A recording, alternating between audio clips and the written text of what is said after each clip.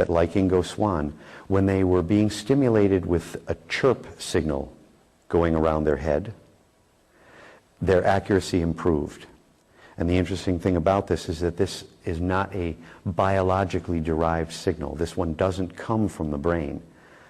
This one comes from a fairly normal kind of signal that a bit of laboratory equipment called a function generator, sometimes called a tone generator, can produce.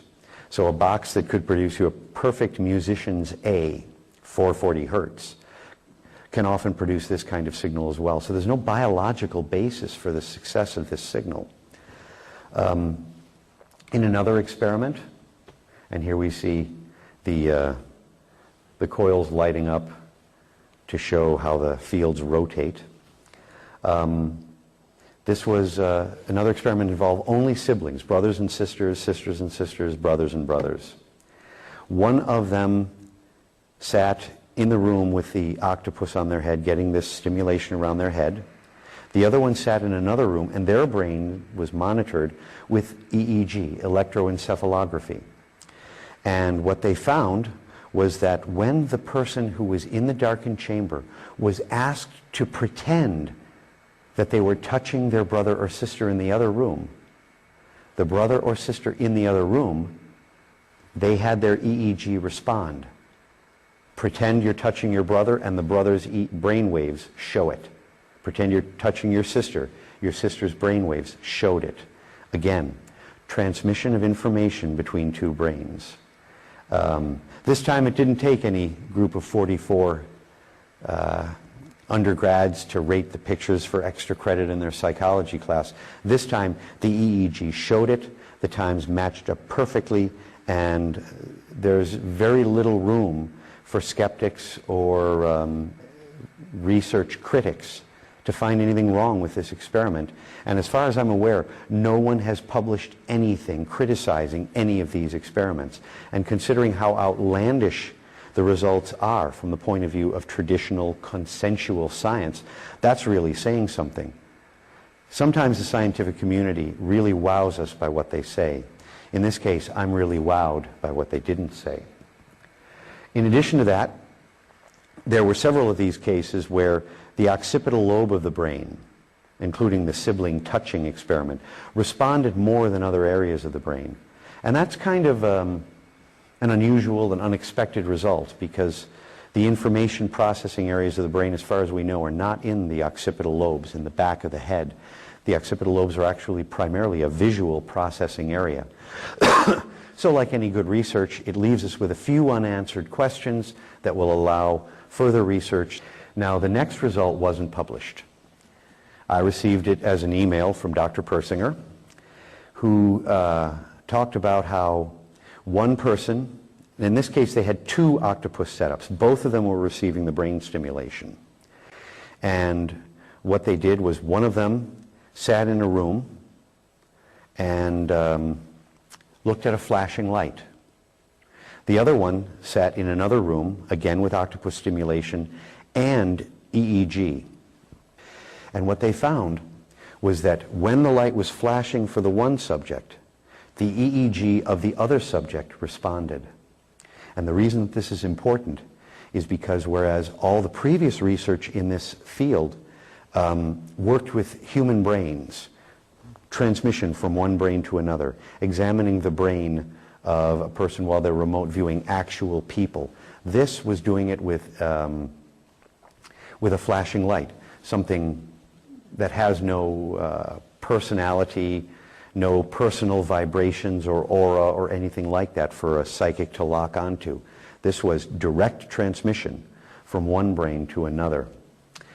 And when he closed the email to me about this, which I found terribly exciting, he said that when the experiment was over, we then drank a toast with Diet Coke and realized that we were at the brink of a shift in paradigm.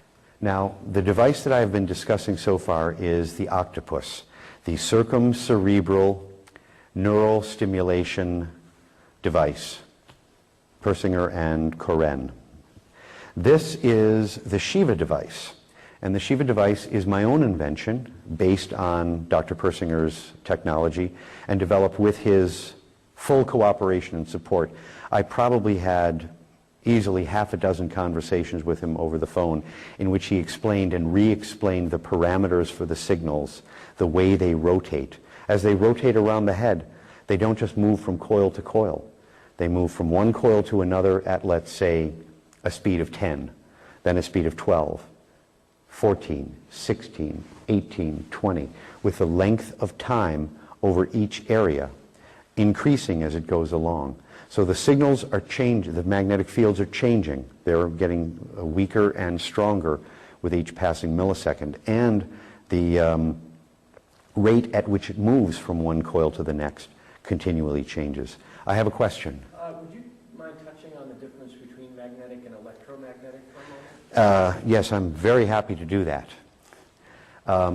Magnetic fields are a field phenomena. And I'll go over this part quickly because it gets a little boring. But energy in the vocabulary of science is whatever a body, a mass, or a system has that allows it to do work. And work is defined as anything that changes where a force is being applied. And a force is anything that changes inertia. Now, magnetic fields are a force. Electromagnetic radiation, things that happen in electromagnetic frequencies, are energies. And it's an important distinction to make with respect to understanding this technology because electromagnetic can include things like microwaves. And you don't want a microwave wrapped around your head, whereas magnetic fields are perfectly safe. And as I'll be describing shortly, we're immersed in magnetic fields all the time. Most importantly, the Earth's magnetic field, constantly. So that's a very good point. Now, the design for this somewhat complicated arrangement of changing magnetic fields and moving magnetic fields comes from a factor that's at work in the brain called the binding factor. And the binding factor reaches the surface of the brain from a structure deep down in the brain called the thalamus. And the thalamus operates to unite all of our sensory input, everything from our eyes, ears, nose, tongue, our skin, even our internal senses. How do you know when you have to go to the bathroom? How do you know if you've eaten something you shouldn't have? How do you feel that it's your stomach? You know it's your upper intestine, not your lower intestine. These are all on an equal plane to the thalamus. All of them are input from the body, from our eyes, ears, our viscera, and so forth. But in addition, two other things get put on an even keel, on an even footing with our senses, and that is our thoughts and our emotions. And the thalamus unites all of this into a single comprehensible entity that we can experience as the input to ourselves. And the binding factor runs from the front of the brain to the back of the brain. Now this is very much slowed down, but it shows you the kind of movement that it makes. And I don't have an illustration that will do it, but if you can think of that big button in the basement of the brain that you just saw as the source of this activity, and that it's kind of sweeping up from the bottom and back across your head over and over again, then you'll have a kind of image of the binding factor. Among neuroscientists, it's often called the 40 hertz component, and that's because it crosses the brain in this way 25 times per second. It has a distinct speed. The reason it's called the binding factor is because it tends to bind together all of the input that comes to us in a way that allows us to be conscious of it, whether in whole or in part.